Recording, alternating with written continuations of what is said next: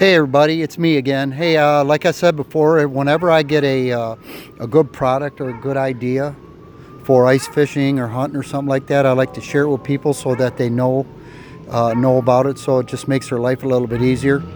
One thing I've noticed lately as I get older is that the older I get, the harder it is to do certain things. Well, ice fishing is one of those things. See this sled right here?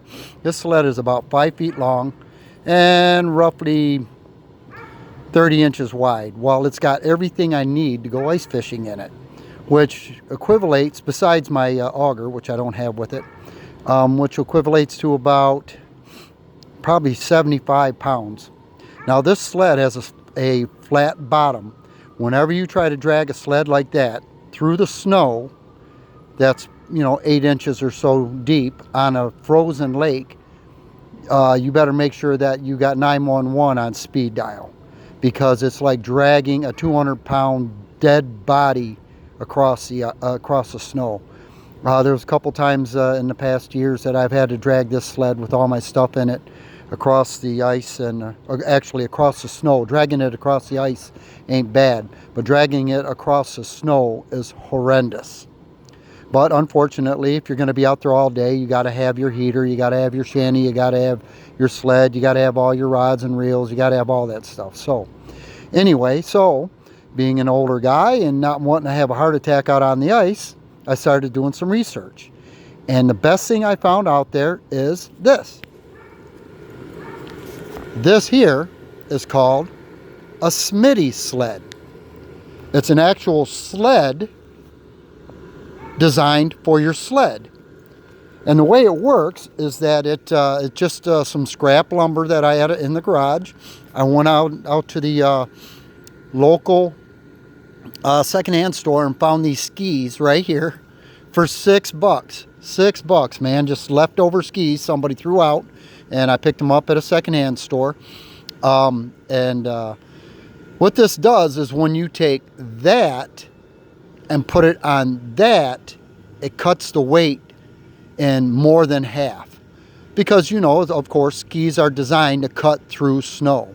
It also, the way it works is, seeing that now you don't have as much touching the snow, you just got those little 3-inch or 4-inch skis across the bottom there, cutting through the snow, which are waxed and they're designed for cutting through snow. Only thing touching the snow, you're not dragging all of that through the snow with no wax on it. I mean, you got about 3 foot right there across the ground, and trying to drag that through, say, 8 inches of snow it's horrendous. It really is.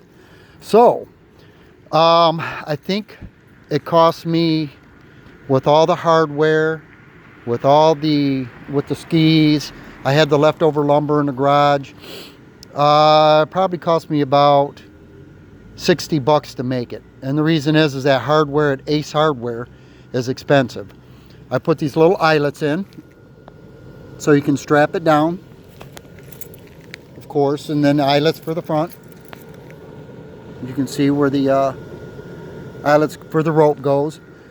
And then screws, you got to screw it all together. Now there's tons and tons of these things online, different designs. Some you can break down. I made mine permanent because the way my truck is, I can take it in and out of my truck no problem. But some of them you can break down and just put them in. The top boards will come off. But anyway, if you're a guy like me that still enjoys ice fishing, you're getting older, it's getting harder and harder to move all of that stuff across the ice, across the snow, especially when the snow gets deep, or taking it from your truck out to the lake, make one of these. You'll thank yourself. Anyway, I figured I'd share, and hopefully it works out good for me, just like it does with all the people I've seen using them online. Have a great day, everybody, and I hope this video helped.